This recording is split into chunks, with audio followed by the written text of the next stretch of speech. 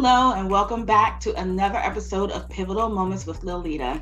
Today, I'm excited about my guest. I have with me a writing coach who is also an author who has done some amazing publications. So I am really excited to invite him to the conversation and talk about pivoting. So without any more delay, welcome Oliver Reid, the writing coach, to Pivotal Moments.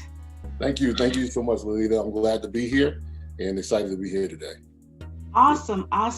So as I mentioned, you're a writing coach, and I don't know if you want to do a little bit more explaining or talking about what it is that you're doing. Awesome. As you can probably see as a header, I recently rebranded myself. Used to do a lot of relationship stuff, but kind of inside of my relationships, coaching, I still was always the leader doing writing coaching. And I wrote books, games. I was always about content. And so I'm still doing the relationship stuff, but I'm going by Dr. Oliver Reid, the writing coach. And so from that, I help entrepreneurs, speakers, and coaches write their books fast and using my milk writing system. So that is just the 4 areas I help people kind of process. And so I do that in relationships, I do that in coaching, and I do that in speaking as well. Awesome. Excuse me. And I'm certainly glad to have you in the conversation. I know when I published my first 2 books in 2020, so many people came to me and, had questions about how do you get started? How do you start writing? And, I shared my experience, but I'm not an expert in the field. So definitely making sure to have your information there so that those who have questions can talk to you. I'm kind of like a just go with my gut type of person, but that's not always necessarily the best thing. So I'm glad to have you in the conversation today. Awesome. Glad to be on. So we are talking about pivoting. Like most people, I'm sure there's so many different occasions of times you've had to pivot that come to mind. But for the sake of today's conversation, which pivotal moment would you like to share with the audience? Yeah, it was, I think one of the biggest pivotal moments that I had to really realize is, and I'm helping people do this all across the country, and I've been privileged to do this in other continents, was help people understand who they are. I've been really key with talking about when you find yourself, people will find you. And so I'll give you that example. When you find yourself, people will then find you. And I remember just recently, like I did in the opening, I was really doing relationship stuff. I was speaking, I was coaching, I was doing all these different things really, really well. And I'm speaking to creatives. I know you are. You do a phenomenal job. I watch you. You're doing, I say a million things. I'm like, wow, left and right, you're doing amazing things. So when we're creative like that, we tend to just like, it's hard for us to find ourselves. So recently I can say that, and I've been helping people do that. When I realized, hey, writing has been the consistent thing that I've always done. Written over 40 books, contributed to works, helped publish, helped people get ready, hundreds of books, right? And I was like, and I was talking to my business coach, and he was like, man, when it really sinks in, when you really start to embrace who you really are, all these other opportunities will still follow you, even though you're multifaceted. You'll still have a lot of these opportunities. You think you're gonna lose something sometimes as entrepreneurs, speakers, coaches, or individuals, right? And I realized that I wasn't losing anything when I started to change and just be Dr. Oliver Reid. Yeah. I really am in the writing coach because that's just something that I'm passionate about doing. And I create, but then I get my fulfillment, Liletta, by pivoting to help other people create.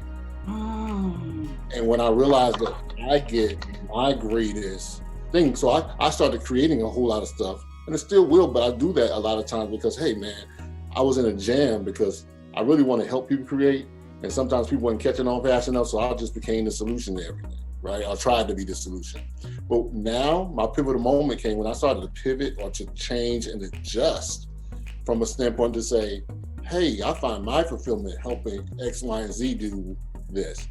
Yeah. It was wide open, and I'm realizing now that opportunities are coming more rampant than when I was looking for it. I'm so busy right now because at the end of the day, I had to decline some things because I finally found myself. And so when you find yourself, other people will find you. I love that. Like, that's something that can just go in so many different directions of finding yourself, and other people will find you. Wow, I really like that. Yeah. So, as we talk about the pivot, and we think about that thing that is kind of central, that everything kind of pivots around, what would you say you really learned from making that pivot? What did you learn that's that unchangeable, important thing for you? I realized that you don't have to use anything else to become who you really are. Let me say it again. You don't have to use anything else, all the supplemental things. So what I would mean by that, Liletta, I was saying, well, I was Dr. Oliver Reid, the solution coach. I was Dr. Reid, the pastor, the counselor. I was Dr. I had so many different things. And then I had to find out myself explaining a lot because, okay, what's the relationship architect? And I have to say, well, I help people do X, Y, and Z. Or if I said I'm your solution coach, right? Then they were like, that sounds really trendy, but what is that? I realized that I can remove the layers and still accomplish what I needed to accomplish. So I didn't have to have these fancy titles. And sometimes we as people, I'll speak to our culture, sometimes we think we have to have all of this flash. Yeah. But I realized that, hey, I'm Dr. Oliver Reid. I've been writing books since I was in the sixth grade. Wow. Elementary, speaking since I was in the sixth grade. Why can't I just be Oliver Reid and then the writing coach? So people then say, hey, I know what you do. Yeah. Right? And when I started to realize, that's what I took away. I didn't have to have all these buffers, these fluffs, these acronyms, or even these adjectives, that I got comfortable with really being in my skin. Yeah. And I think that's a takeaway. When you really get comfortable in being you and narrowing your niche down, your purpose, I always say that there's an awakening that happens. And this is a quote I always say when I proclaim this over people I coach. I say, when your purpose and your destiny marry each other, then you know you're in the right time. A lot of times we think our purpose, Liletta, is our destiny, but our purpose is our passport. Look at it like your purpose is, okay, it gives you the authorization. It's God-given gift and ability that God gives you to go somewhere. That's your purpose. So a lot of times when you find that, a lot of times we're lost and even finding our purpose. But when you find your purpose, then you understand this is my authority, my authorization. I got to go somewhere. Now, when you get to the passport office, you're actually, where are you going? So when you know your purpose, then you know where you're going. And then there's a destination. Now look at this as powerful. Me and you could be traveling to the same place, but we both need a different passport. Wow. Because your purpose, your passport carries your purpose, your identity, your identification. And so one of the things I realized when I understood my purpose and I didn't mix it up with my destiny, because sometimes you start thinking, well, my purpose is my destiny. No, your purpose is the authorization to get to your destiny. It's what you've been through is inside of your purpose. How did you respond? What's that passion kicking into you? But a lot of times we get lost in that passion phase. That's just your purpose. So I can have my passport all day, but if I don't get on the vehicle, if I don't get on the plane, if I don't take the trip, it doesn't make any difference. So look at your purpose is what qualifies you. Your destiny is where you're going. Wow. When you know where you're going and you know your purpose and they marry each other, then you walk into what I call the fullness of time. That's when the fullness of time, or that light bulb moment, or that epiphany comes when you say, my purpose and destiny are getting married.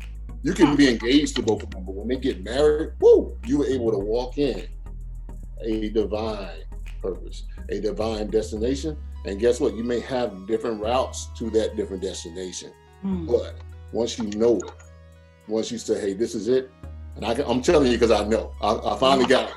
Yeah. So I share that a lot.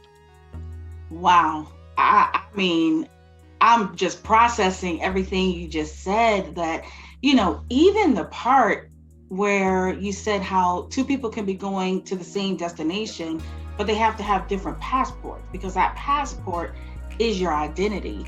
Yeah. That in itself, there is so many places that we can go with just that one little part, from constantly comparing ourselves to where somebody else is, to, worrying about, well, this person is already here and I should be there. Your passport is your identity, and you have a separate passport than the next person. Yes. And we can travel together, but we still have a different destination. Yeah. We have a different level, fingerprints is different, our identity is different. Yeah. And I can't get in on your passport. Nope. I can't get in and say, hey, I hang out with Liletta and can you let me in? They're gonna say, no, sir, I understand y'all, came together, but you have to have your authorization. We have a different purpose. And though it may be similar, and this is where people are getting mixed up, and I'll try to help. I've been there. It's about having your secret sauce.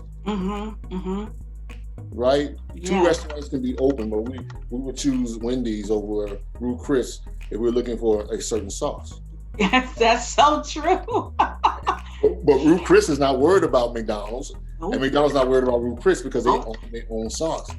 They're both restaurants. They're both eateries. One's a fast food, one's a dine-in. But at the end of the day, one's considered upscale and one's considered lower scale, but that doesn't mean that the upscale restaurant has more money than the lower scale restaurant. When you understand your purpose, you understand, hey, I have my secret sauce. And I can sell burgers just like the next burger joint. But my secret, what I've been through, it allows me to work and flow in my purpose. Wow, I think that's a hashtag secret sauce. I love it. I love it. Oh my goodness, that is some good information. Wow. Now see, folks, that was a little snippet. Y'all got that for free. You got to contact him to get the rest. Yeah. No, but that's really good stuff though. Wow. So switching gears a bit, we always talk about adjustments. So, with adjustment and pivoting, while they're both movement, adjustment a lot of times is more so adapting to something unfamiliar or uncomfortable. Adjustments aren't necessarily as exciting sometimes as a pivot, because the pivot's really about you and what's important to you. So can you share your take on, a time when you've had to make the adjustment rather than the pivot? And what's your take on that? Yeah, there's times when I had to make the adjustment. That's a great question. The adjustment comes with being flexible, right? Being pliable. And there was times where I'll say one of the biggest things in 2009, I really felt strongly. I've had, started 3 or 4 businesses. I failed so many times. I failed more times than I succeeded.